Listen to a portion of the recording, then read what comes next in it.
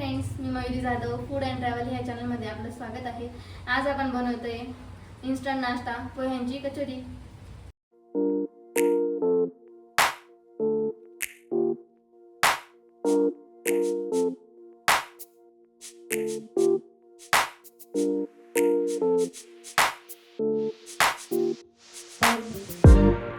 त्याची सामग्री 3 उकडलेले बटाटे, 2 कांदे बारीक चॉप करून घेतले, कोथिंबीर, जिरं, मोहरी, हळद, लाल तिखट, हिंग, मीठ, अद्रक लसूण मिरचीची पेस्ट, धने जिऱ्याची पूड। तर आपण बनवतोय कचोरीची फिलिंग। त्यासाठी अगोदर तेल मी 1.5 चमचा तेल टाकलं होतं। त्याच्यामध्ये आता जिरं आणि मोहरी टाकून देते। मोहरी छान तडतडली। आता त्याच्यात जे आपण कांदे चॉप केले होते ते कांदे टाकते। आता कांदे लाल होईपर्यंत त्याला छान परतवून घेते। आता आपले कांदे छान लाल झालेत। आता आपण त्याच्यात टाकू अद्रक लसूण मिरचीची पेस्ट आणि अर्धा चमचा हिंग। आता ते पण छान परतवून घेऊ। आता आपण मसाले टाकून घेऊ। लाल तिखट, हळद, धने जिऱ्याची पूड। आता त्याला छान मिक्स करून घेऊ आणि त्याच्यात आपले जे बटाटे आपण उकळवले होते ते टाकून देऊ।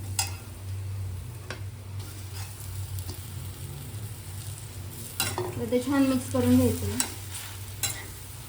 आता आपली फिलिंग छान मिक्स करून झाली आहे। आता त्याच्यात आपण टाकतोय मीठ आणि कोथिंबीर आणि त्याला छान मिक्स करून घेऊ। तर फ्रेंड्स, आपली कचोरीची फिलिंग बनवून तयार झाली। आपण त्याला 5 मिनिट थंड होऊ देऊया। आता आपण बनवतोय कचोरीच्या वरची कोटिंग। त्याची सामग्री आहे 1 वाटी पोहे, त्याला मी छान भिजू घातले होते आणि त्याला बारीक स्मॅश करून घेतले। 1 चमचा बेसन पीठ, अर्धा चमचा मीठ।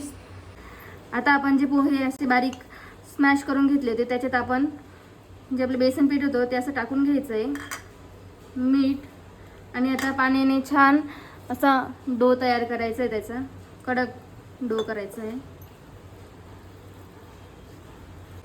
तर आपला कचोरीचा डो बनवून तयार झाला आहे। तर आपण जी कचोरीच्या मध्ये फिलिंग केली होती त्याचे असे छोटे छोटे गोळे करून घेतले आणि जो डो तयार केला होता आपण त्याचे पण असे छोटे छोटे गोळे करून घ्यायचे असे हातावरती आणि हाताला थोडं तेल लावायचं आणि हातावरती असं छान स्प्रेड करून घ्यायचंय। त्याला असं बारीक बारीक स्प्रेड करायचं आणि त्याच्यात तो गोळा असा ठेवून ती फिलिंग अशी वाळवून द्यायची।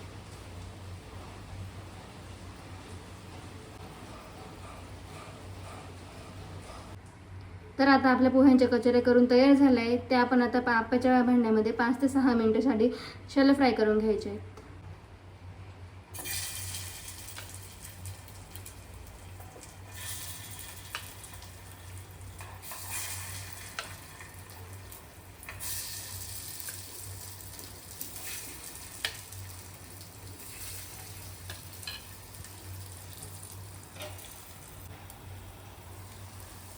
तर अशा प्रकारे कचोऱ्यांना अधूनमधून थोडंसं असं उलटपालट करून घ्यायचं।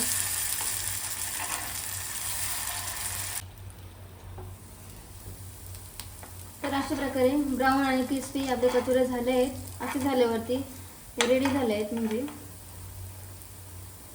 आता ते आपण काढून घेऊया। तुम्ही बघू शकता किती क्रिस्पी झाले आहेत ते।